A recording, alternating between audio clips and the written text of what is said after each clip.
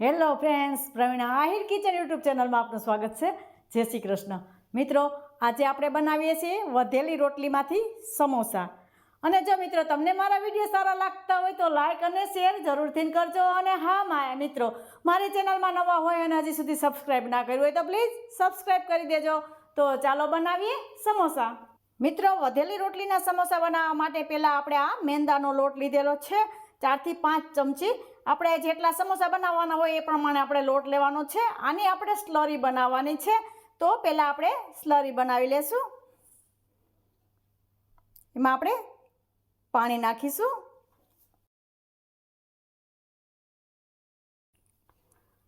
આવી રીતે સ્લરી બનાવવા માટે મિત્રો આપણે થોડીક આ સ્લરીને થીક રાખવાની છે.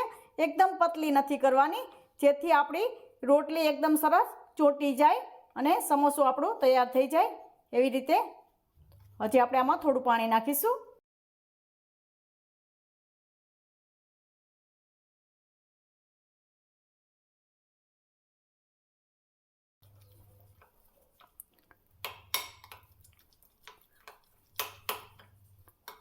આવી રીતે સરસ સ્લરી તૈયાર કરી લેવાની છે.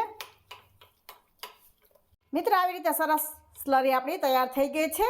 હવે આપણે આને સાઈડ ઉપર રાખી દઈશું. મિત્રો, હવે આપણે વધેલી રોટલીના સમોસા બનાવીએ છીએ. આ મેં સવારની બનાવેલી રોટલી છે.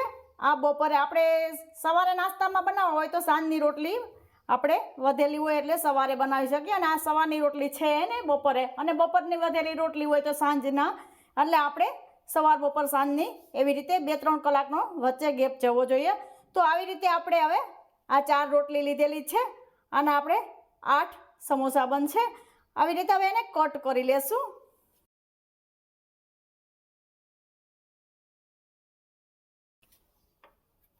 વચ્ચેથી આવી રીતે આને કાપી લેશું.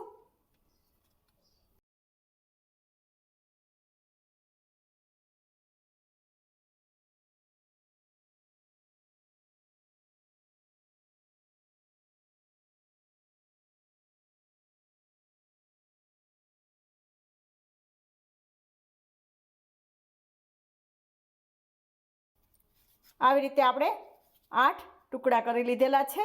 4ના 8 થશે. મિત્રો, હવે આપણે આને કોન વાળી લેશું. તો સૌથી પહેલાં આપણે આ વચ્ચે એક બૂંદ આપણે જે સ્લરી તૈયાર કરેલ છે એની મૂકીશું.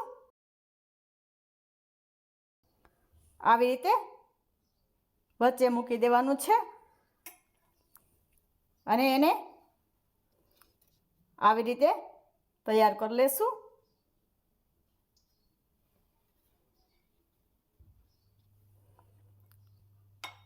પછી આવી રીતે આપણે એમાં લગાવી દેવાનું છે. સારા એવા પ્રમાણમાં લગાવવાનું છે, જેથી આપણો કોણ તૈયાર થઈ જાય. આવી રીતે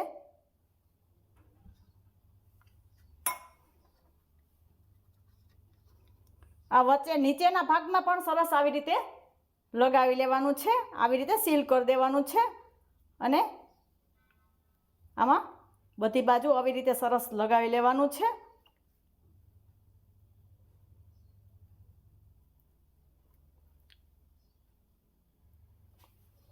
આવી રીતે આપણે કોણને તૈયાર કરી લેવાનો છે. હવે આપણે આને બધા આવી રીતે તૈયાર કરી લેશું કોણ. આવી રીતે મિત્રો મેં બધા જ કોણ તૈયાર કરી લીધેલા છે. હવે આપણે આ થોડી વાર 10 મિનિટ માટે હવે આપણે આને એવી રીતે રહેવા દેશું, જલ્દી સરસ થઈ જાય. મિત્રો, હવે આપણે સમોસાનો મસાલો તૈયાર કરી લેશું. એના માટે મેં આ નાના 5 બટેટા બાફી લીધેલા છે પહેલેથી, એને એમાં જવા દેશું. હવે આ લીલા વટાણા છે એને પણ મેં પહેલાં બાફી લીધેલા છે, એને પણ એમાં જવા દેશું. હવે મેસરની મદદથી આપણે મેશ કરી લેશું. મિત્રો, આવી રીતે મેં બધું મેશ કરી લીધેલું છે. હવે આપણે આમાં મસાલા કરી લેશું. 1 ચમચી આ લીલા મરચાં અને આદુની પેસ્ટ છે એને જવા દેશું. અડધી ચમચી ચાટ મસાલો છે એને જવા દેશું. અડધી ચમચી હળદર છે એને જવા દેશું. તમે હળદર વગરના સફેદ કરવા હોય તો પણ થઈ શકે છે, તો હળદર નહીં નાખવાની. 1 ચમચી નાની ચમચી લાલ મરચું પાવડર છે એને જવા દેશું. લીલું મરચાં અને આદુની પેસ્ટ તમે મરચું તમારા ટેસ્ટ પ્રમાણે તમે નાખી શકો છો.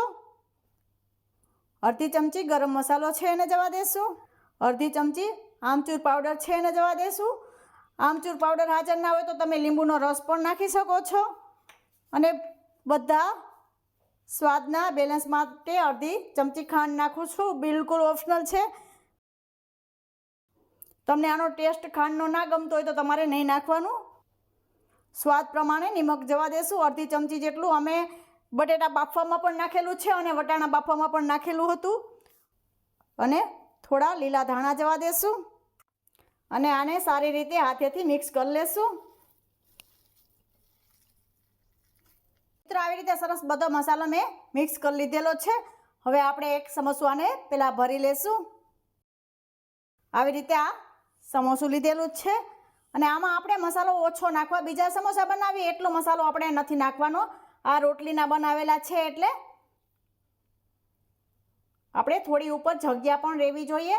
એવી રીતે આપણે આ મસાલો આમાં ભરવાનો છે.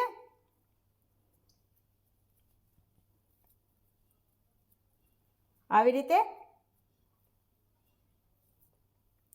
ભરી લેવાનો છે અને પછી આપણે આને સીલ કરી લેવાનો છે.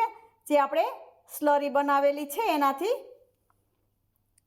સારી રીતે આવી રીતે લગાવી લેવાનું છે સ્લરીને.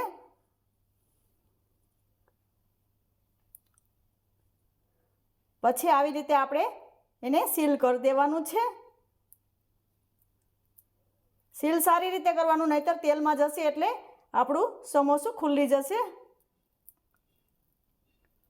આવી રીતે સીલ કરી લેવાનું છે. તો મિત્રો આવી રીતે આપણે બધા સમોસા તૈયાર કરી લેશું. મિત્રો આવી રીતે મેં બધા સમોસા ભરી લીધેલા છે. હવે આપણે એને 10 મિનિટ માટે હજી રહેવા દેવાના છે.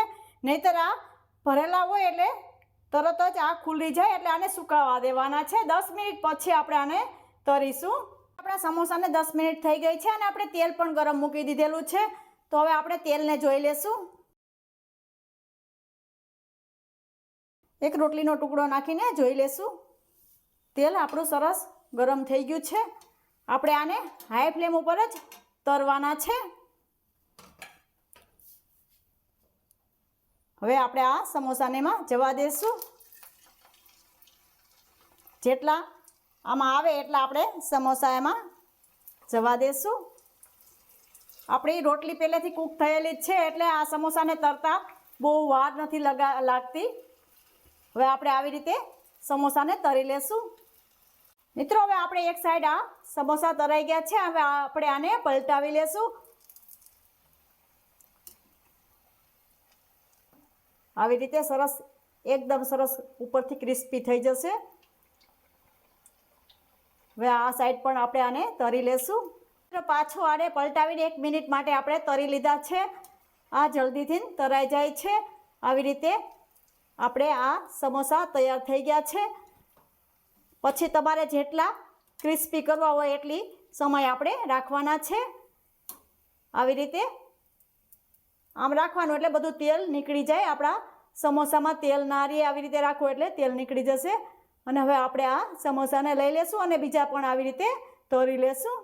તો મિત્રો આપણા આ સમોસા તૈયાર થઈ ગયા છે. મિત્રો આ બધા સમોસા કરતાં આ સમોસા ખાવામાં ખૂબ ટેસ્ટફુલ બને છે. તમે આ સમોસા ખાશો તો બધા સમોસા ભૂલી જશો. એટલા મસ્ત આ સમોસા તૈયાર થઈ જાય છે. તો તમે આ ખજૂર આમલીની ચટણી સાથે અથવા તો સોસ સાથે ટમેટો કેચઅપ સાથે પણ ખાઈ શકો છો. તો મિત્રો હું તમને એક સમોસું કાપીને પણ બતાવું છું કેટલા સરસ ક્રિસ્પી અને અંદરથી એકદમ મસ્ત સમોસા તૈયાર થઈ જાય. તો મિત્રો આપણે આને કાપીને જોઈ લઈએ.